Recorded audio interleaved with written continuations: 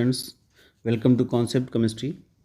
In this video lecture of chemical equilibrium, we will discuss application of equilibrium constant and Le Chatelier's principle. Application of equilibrium constant, that is Kc. What are the applications? Number one, to determine the exact extent appreciable value of reaction. To determine the reachable value of reaction means कोई reaction किस limit तक जा सकती है.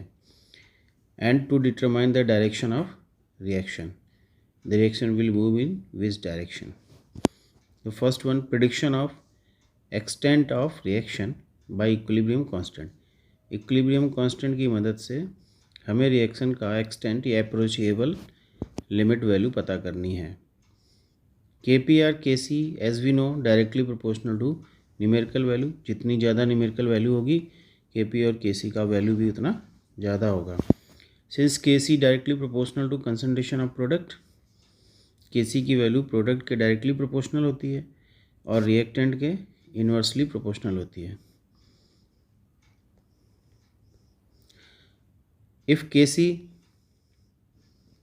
is greater than 10 to the power 3, in this case when the value of Kc is greater than 10 की power 3, the product dominates over reactants.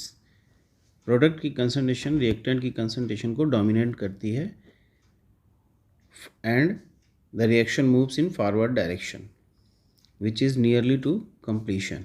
यानी reaction maximum reaction होगी, reactant will change into product.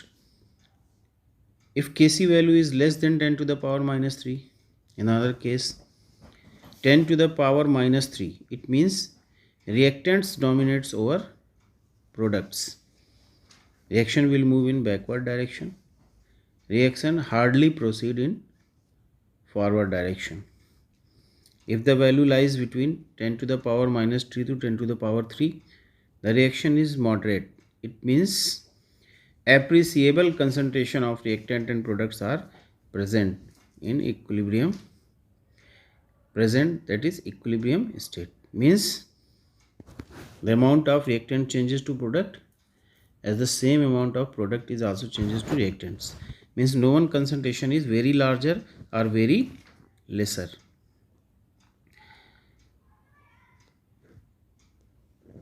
Now consider the Kc value equals to K. Kc equals to 1, that is it is present at equilibrium. Moderate reaction present at equilibrium. If the value increases up to the 10 की power 3, Kc की value बढ़कर 10 की power 3 की तरफ जाती है, it means extremely large value of Kc. Kc की value धीरे धीरे लार्ज हो रही है और बढ़ती चली जाती है, जो ये रिप्रेजेंट करता है कि reaction proceed almost to the completion, यानी reaction moves in forward direction. And when the value reduces from 1 to 10 to the power minus 3, it means the Kc value is decreasing continuously, reaches to negligible Kc value, which represents backward reaction. Reaction hardly proceed in forward direction. Now to predict direction of reaction by equilibrium constant. Equilibrium constant की मदद से reaction के direction को identify करते हैं. So first determine chemical quantity, that is reaction quotient. Direction को पता लगाने के लिए पहले हम एक थर्मोडायनेमिक फैक्टर या हम ये कह सकते हैं कि another chemical quantity that is reaction quotient, जिसे Q से रिप्रेजेंट करते हैं, को डिटरमाइन करते हैं. Q in the two forms Qc, it is non-equilibrium constant. Q is here non-equilibrium constant in terms of concentration, and when represented by Qp, it is non-equilibrium constant in terms of partial pressure. Kc is the equilibrium constant in terms of concentration, and Qc is non-equilibrium constant in terms of concentration. For a reaction, A plus B gives C plus D. The Qc value is equal to concentration of product upon concentration of reactants.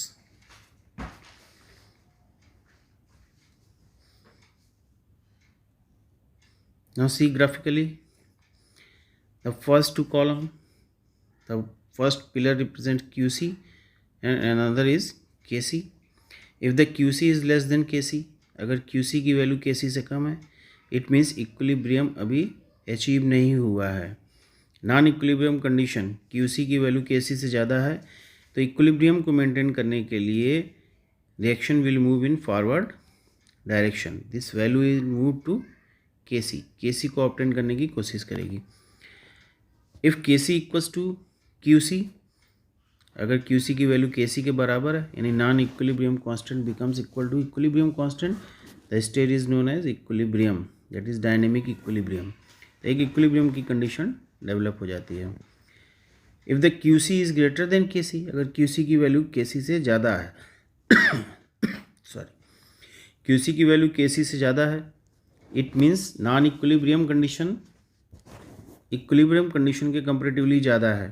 तो ऐसे में KC की value QC की तरफ बढ़ेगी and the reaction will move in backward direction. Reaction backward direction की तरफ move करेगा.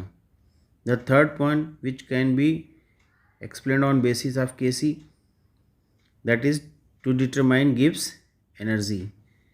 Gibbs energy, it is a thermodynamic approach of equilibrium in terms of relation between equilibrium constant and Gibbs energy.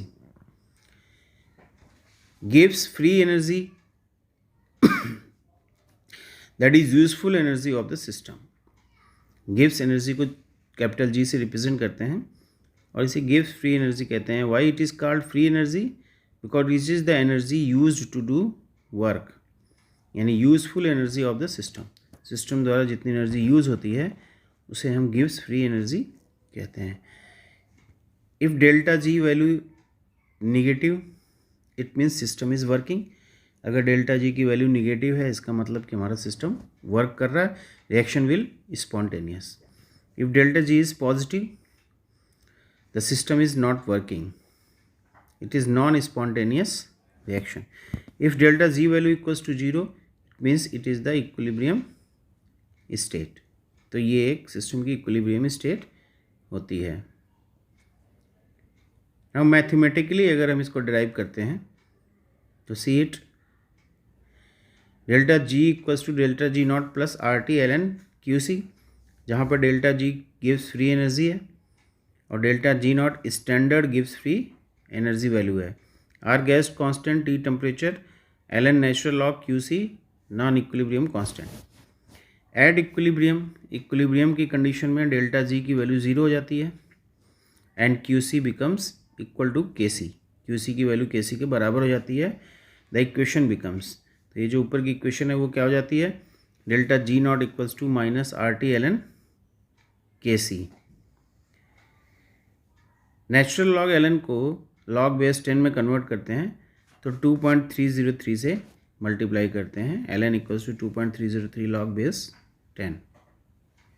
So the equation becomes delta G nought equals to minus 2.303 RT log base 10 KC. ऊपर वाली equation को थोड़ा सा identify करते हैं, थोड़ा सा देखते हैं. Delta G nought equals to minus RT ln KC. तो ln KC equals to minus delta G nought upon RT, taking anti log on both side. दोनों साइड अगर हम एंटी लॉग लेते हैं, सो KC equals to E to the power minus delta G nought upon RT. ये एक equation हमको मिलती है. अगर इस इक्वेशन में delta G nought is less than 0, delta G nought की वैल्यू 0 से कम है, then delta G nought upon RT is positive. तो ये वैल्यू क्या हो जाएगी? पॉजिटिव. और अगर ये वैल्यू पॉजिटिव हो जाती है तो E to the power delta G upon RT will be greater than 1, that is KC is greater than 1 and the reaction will move in forward direction, spontaneous reaction. If delta G nought is greater than 0, अगर delta G nought की value 0 से ज़्यादा है, then delta G nought upon RT is negative, ये value negative हो जाएगी. And E to the power delta G upon RT is less then 1, ये value 1 से कम होने लगेगी, that is KC is less then 1 and KC is less then 1 means the reaction is non spontaneous. Now, one of the most important law regarding chemical equilibrium is Le-Chatelier principles. This principle is applied to physical as well as chemical equilibrium. Now, the law is when a system is in equilibrium, is subjected to a stress, that is change in concentration, pressure or temperature. The equilibrium shift in such a direction so as to nullify the effect of change. Means अगर कोई system equilibrium की state में है और उसमें किसी प्रकार का स्ट्रेस या चेंज किया जाता है, जैसे उसकी कंसंट्रेशन, प्रेशर या टेम्परेचर को चेंज किया जाता है, तो इक्विलिब्रियम हमेशा ये कोशिश करता है कि वो उस डायरेक्शन में मूव करे ताकि किए गए इफेक्ट को नलीफाई किया जा सके, ख़त्म किया जा सके. That is in one line हम कह सकते हैं कि the system always tend to maintain equilibrium under all condition of concentration, pressure and temperature. Now the first point, effect of concentration. Concentration का क्या इफेक्ट पड़ता है इक्विलिब्रियम पर? When equilibrium is changed by the addition or removal of any of the reactant or product, the equilibrium will shift in the direction so as to nullify the change. अगर equilibrium की state में reactant या product की concentration में कोई change किया जाता है, ऐड या रिमूव किया जाता है, तो equilibrium will shift in the direction so as to nullify the change. तो इक्विलिब्रियम उस डायरेक्शन में शिफ्ट होता है ताकि किए गए इफेक्ट को ख़त्म किया जा सके. जैसे कंसाइडर करते हैं, एक इक्वेशन है A equilibrium B where delta N equals to zero. यहाँ डेल्टा एन वैल्यू क्या है? ज़ीरो. तो इस केस में अगर हम ए की कंसंट्रेशन को बढ़ाते हैं, इंक्रीज इन कंसंट्रेशन ऑफ ए की कंसंट्रेशन को बढ़ाते हैं, तो नेचुरली इस कंसंट्रेशन को कंज्यूम करने के लिए reaction will move in forward direction. तो अगर ए की कंसंट्रेशन को बढ़ाया जाता है तो रिएक्शन फॉरवर्ड डायरेक्शन में मूव करता है.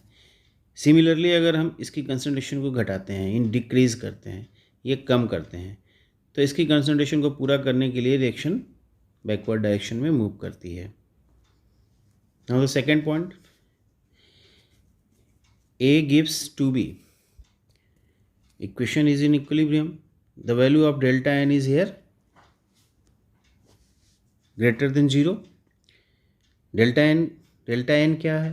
Number of products, moles of products minus reactant. तो इस केस में अगर ए की कंसंट्रेशन को बढ़ाया जाता है तो again the reaction will move in forward direction, और अगर ए की कंसंट्रेशन को घटाते हैं the reaction will move in backward direction.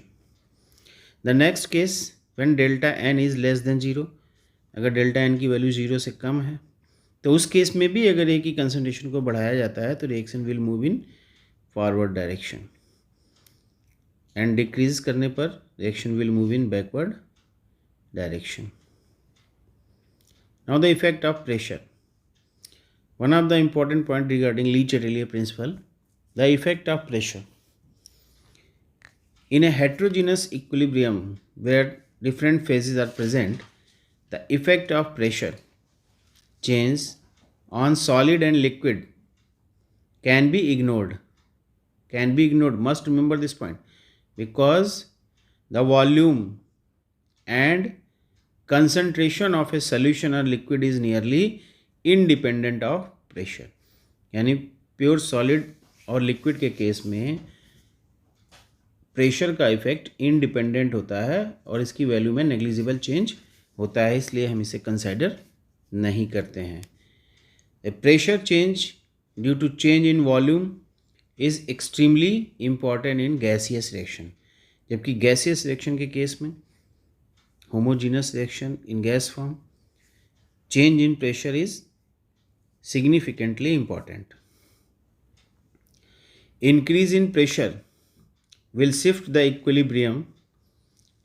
Increase in pressure will shift the equilibrium in the direction which will bring lowering of pressure.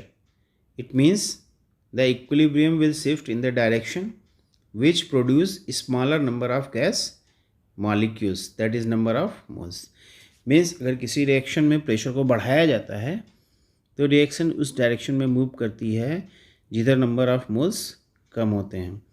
See the first case when delta n equals to 0. In this case, delta n equals to 0, number of moles of reactant and number of moles of products are same. It means pressure घटाने या pressure को बढ़ाने का इस पर कोई effect नहीं पड़ेगा. No change of pressure in the case when delta n equals to 0. Now the second case when delta n, example देखिए इसका, N2 plus O2 gives 2NO. Here the number of moles of product is 2, number of moles of reactant that is 1 and 1 2, so 2 minus 2 equals to 0. It means इस case में equilibrium में अगर हम pressure को बढ़ाते या घटाते हैं तो इसकी इक्विलिब्रियम पर कोई चेंज नहीं होगा. सेकेंड केस देखिए, delta N is greater than 0. अगर डेल्टा एन की वैल्यू 0 से ज़्यादा है इट मीन्स पॉजिटिव वैल्यू है. तो इंक्रीज इन प्रेशर, प्रेशर बढ़ाने पर reaction will move in the direction where number of moles of gaseous molecules are less. The reaction will move in backward direction, backward direction में move करेगी. अगर pressure को घटाते हैं तो फॉरवर्ड डायरेक्शन में मूव करेगी. एग्जाम्पल देखिए, PCl5 gas in equilibrium with PCl3 and Cl2. Delta n equals to 2 minus 1 that is 1. तो इस केस में reaction will move in backward direction. Another example, N2O4 in equilibrium gives 2NO2. Delta n is greater than 0, that is the value will be positive. The increase in pressure will move the equilibrium in backward direction and decrease in pressure will move the equilibrium in forward direction. Clear? Next example, delta n is less than 0. It means number of moles of product is less than number of moles of reactant. Increase in pressure will move the direction in forward, move the reaction in forward direction, and decrease in pressure will move the equation in backward direction. Example, 2SO2 gas plus O2 gas in equilibrium gives 2SO3 gas. Delta n is here minus 1. So on increasing pressure the reaction will move in forward direction and decreasing reaction will move in backward direction. Now another example, calcium carbonate solid in equilibrium with CaO solid and CO2. Since calcium carbonate and CaO is in solid state, it is independent of pressure, so ignored. So delta n is equals to here 1 minus 0 that is 1. Delta n की value यहाँ पे क्या है 1. तो on increasing pressure, अगर pressure बढ़ाते हैं reaction will move in backward direction, घटाते हैं reaction will move in forward direction. Pressure बढ़ाने पर रिएक्शन उस डायरेक्शन में मूव करती है जिधर नंबर ऑफ मोल्स कम होते हैं और घटाने पर जिधर ज़्यादा होते हैं. Clear? Now the third effect, that is effect of temperature. If temperature of A system in equilibrium is increased, the equilibrium will shift in the direction where heat is consumed and vice versa. अगर किसी system में temperature को बढ़ाया जाता है equilibrium की state में, तो इक्विलिब्रियम उस डायरेक्शन में शिफ्ट होती है जिधर से बढ़ाए गए टेम्परेचर यानी हीट को कंज्यूम किया जा सके, and vice versa. Vice versa means इसका जस्ट अपोजिट. यदि टेम्परेचर को घटाया जाता है तो इक्विलिब्रियम उस डायरेक्शन में मूव होती है जिधर हीट इवॉल्व हो. Consider the first case when delta N equals to 0. Delta N की वैल्यू जहाँ पर 0 है. Increase in temperature in endothermic reaction. Endothermic reaction means where heat is given to the system. तो अगर ऐसे केस में हम टेम्परेचर को बढ़ाते हैं, एंडोथर्मिक रिएक्शन है, टेम्परेचर बढ़ा रहा है, तो रिएक्शन ये कोशिश करेगी कि इस टेम्परेचर को कंज्यूम किया जा सके, और कंज्यूम किधर होगा प्रोडक्ट की तरफ. So the reaction will move in forward direction. Temperature को घटाते हैं in case of endothermic, the reaction will move in backward direction. Example देखिए, N2 plus O2 gives 2NO. All are in gaseous phase. Delta H is here 180.5 kilojoule. So it is endothermic reaction. Delta H की value positive है, reaction endothermic है.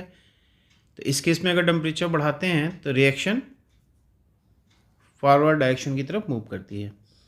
If delta N is greater than zero, that is value positive है. Number of products are greater than number of moles of reactants.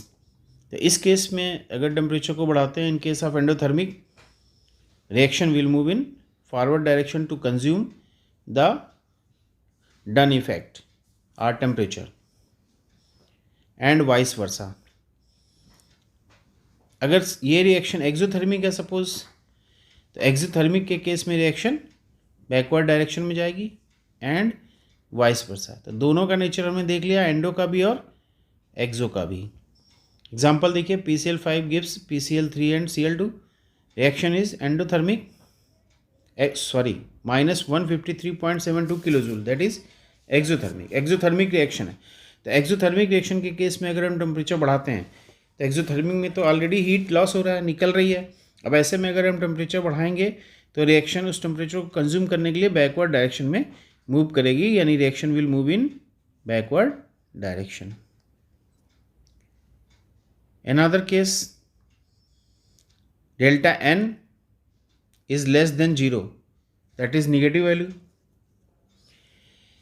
On increasing temperature in this case, endothermic के case में अगर reaction endothermic है तो reaction will move in forward direction and vice versa. Exothermic है, temperature बढ़ाते हैं तो reaction will move in backward direction and vice versa.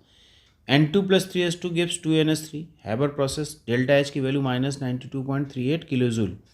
Reaction is exothermic in nature. इस केस में अगर टेम्परेचर को बढ़ाते हैं तो reaction will move in backward direction, exothermic. और अगर टेम्परेचर को घटाते हैं, in case of exothermic, reaction will move in forward direction. Effect of pressure and volume in dissociation reaction. Dissociation reaction means in which a single molecule dissociate into two or more than two ions. See the case delta n equals to 0. अगर delta n की value 0 है dissociation reactions के case में, reactant changes to product, delta n 0 यानी number of moles of reactant and products are same. तो इस case में pressure बढ़ाने का या वॉल्यूम बढ़ाने पर कोई भी चेंज नहीं होता है. If delta N is greater than zero, delta N की वैल्यू 0 से ज़्यादा है, पॉजिटिव है, तो टेम्परेचर बढ़ाने पर reaction will move in, pressure बढ़ाने पे reaction will move in backward direction.